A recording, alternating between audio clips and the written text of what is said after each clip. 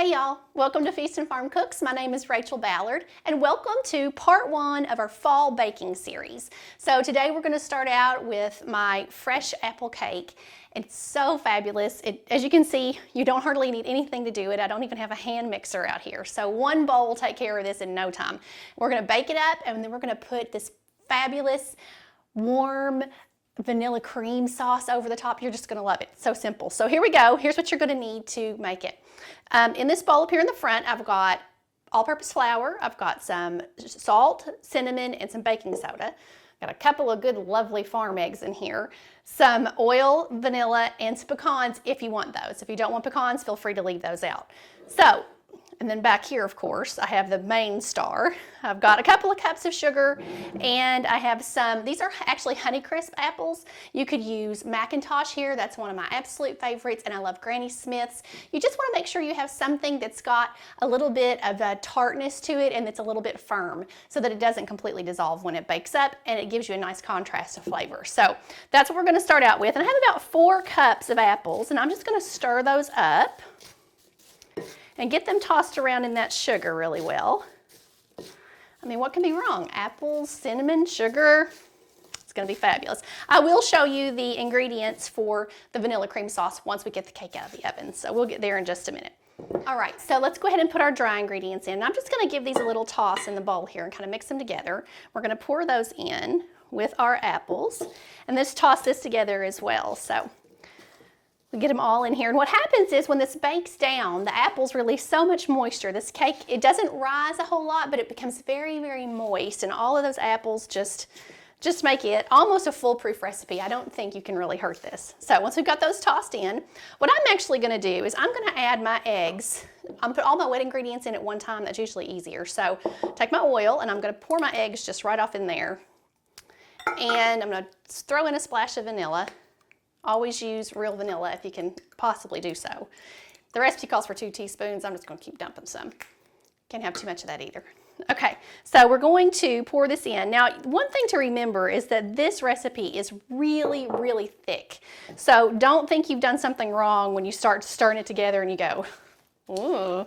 No, it's meant to be more of almost a dough, or really just, it's super thick. So don't panic. I'm going to stir this up, and then I'll be back in just a second to show you what it looks like.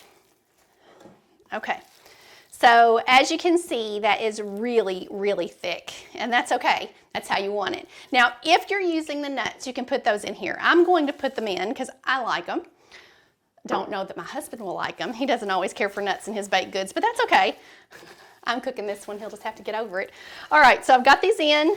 You're really going to need some muscles in your arms to get through this, but that's okay. It's fine. All right, so I'm going to pull this to the side, and the recipe calls for a 9 by 13 baking dish. This one's something like that. It's oval. It'll work. So you want to butter the inside before you put your batter in, and then using all your muscles, just dump that off in there. Try to keep it in the bowl if at all possible. Okay.